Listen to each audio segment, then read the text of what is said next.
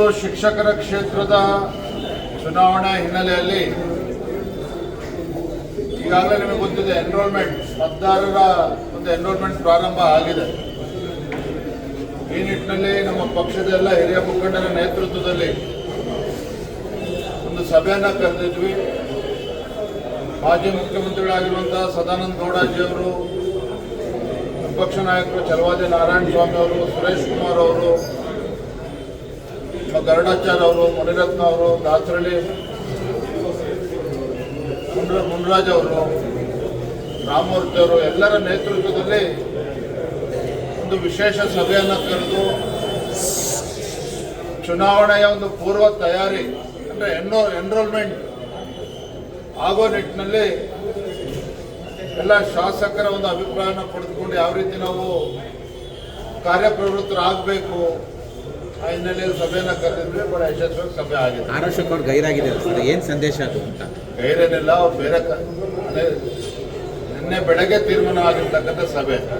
ಅಶೋಕ್ ಅವರು ಬೆಳಗಾವಿನಲ್ಲಿ ಇನ್ನೊಂದು ಸಭೆ ಮಾಡುತ್ತಿದ್ರು, ಅದ್ರ ಬಗ್ಗೆ ಮತ್ತೆ ಕಾಂಗ್ರೆಸ್ನಲ್ಲಿ ಸರ್ ಇಲ್ಲಪ್ಪ ಅವ್ರು ಹೇಳಿದ್ರು ಆ ರೀತಿ ನಾವು ಡಿ.ಕೆ. ಶಿವಕುಮಾರ್ ಸಿದ್ದರಾಮಯ್ಯ ಮಧ್ಯೆ ಇರ್ತಕ್ಕಂಥ ಸಮಸ್ಯೆ ನಮ್ಮಲ್ಲಿ.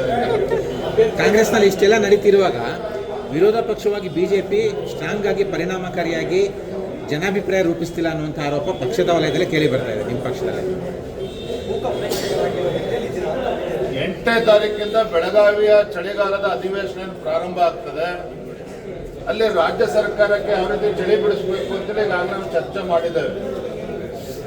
ಯಾವ ರೀತಿ ಹೋರಾಟವನ್ನು ಕೈಗೆತ್ತಿಕೊಳ್ಬೇಕು, ಸದನದ ಹೊರಗಡೆ ಮತ್ತು ಸದನದ ಒಳಗಡೆ ಯಾವ ರೀತಿ ಒಂದು ವಿಪಕ್ಷವಾಗಿ ಭಾರತೀಯ ಜನತಾ ಪಾರ್ಟಿ ಮತ್ತು JDS ಒಟ್ಟಾಗಿ ಸದನದ ಒಳಗಡೆ ಯಾವ ರೀತಿ ಸರ್ಕಾರವನ್ನು ಕಿವಿ ಹಿಂಡುವಂತ ಕೆಲಸ ಮಾಡಬೇಕು, ಇದರಲ್ಲಿ ಈಗಾಗಲೇ ಕಾರ್ಯತಂತ್ರ ರೂಪಿಸಿದ್ದೇವೆ. ಹಾಗಾಗಿ ವಿಪಕ್ಷವಾಗಿ ನಾವು ಸರಿಯಾಗಿ ಹೋಗ್ತಾ ಇಲ್ಲ, ಸರಿಯಾಗಿ ನಡೀತಾ ಇಲ್ಲ, ಯಾವುದೂ ಕೂಡ ಸತ್ಯಕ್ಕೆ ದೂರ ಆಗಿರ್ತಕ್ಕಂಥದ್ದು ಸದನದಲ್ಲೇ ನಾವು ನೋಡ್ತೀವಿ. ನಾಳೆ ನಾಟಿ ಕೋಳಿ ಬ್ರೇಕ್ಫಾಸ್ಟ್ ಸರ್, ನಾಳೆ DCM ಮನೆಯಲ್ಲಿ CMಗೆ. ಅದರಲ್ಲಿ ಮುಖ್ಯಮಂತ್ರಿಗಳು ಡಿ.ಕೆ. ಶಿವಕುಮಾರ್ ಮನೆಗೆ ತಿಂಡಿ ಹೋಗ್ತಾರೆ ಅಂದ್ರೆ ಅದ್ರ ಬಗ್ಗೆ ನಾವೇನು ಪ್ರತಿಕ್ರಿಯೆ ಕೊಡೋದಿದೆ. ಆ ಸಭೆಯಲ್ಲಿ ಏನು ಚರ್ಚೆ ಆಗ್ತದೆ, ಚರ್ಚೆ ನೀವೇನು ಮಾಹಿತಿ ಕೊಡ್ತೀರೋ ಅದನ್ನ ಪ್ರತಿಕ್ರಿಯೆ ಕೊಡೋದಿಲ್ಲ. ಅದು ಊಟ ತಿಂಡಿ ಮಾಡಿದ್ರೆ ನಾವು ಥ್ಯಾಂಕ್ ಯು, ಧನ್ಯವಾದ.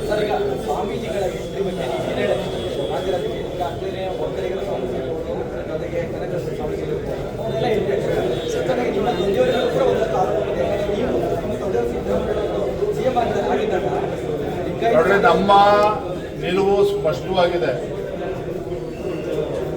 ರಾಜಕಾರಣದಲ್ಲಿ ಧರ್ಮ ಇರಬೇಕು, ಆದರೆ ಧರ್ಮದಲ್ಲಿ ರಾಜಕಾರಣ ಇರಬಾರ್ದು. ನಮ್ಮ ನಿಲುವು ಸ್ಪಷ್ಟವಾಗಿದೆ. ಅದ್ರ ಬಗ್ಗೆ ನಮ್ಮ ಪಕ್ಷಕ್ಕಾಗಲಿ ನಮಗಾಗಲಿ ಯಾವುದೇ ರೀತಿ ಗೊಂದಲ ಇಲ್ಲ. ನಿಮಗೆ ಗೊಂದಲ ಇದೆಯಾ? ಧನ್ಯವಾದ.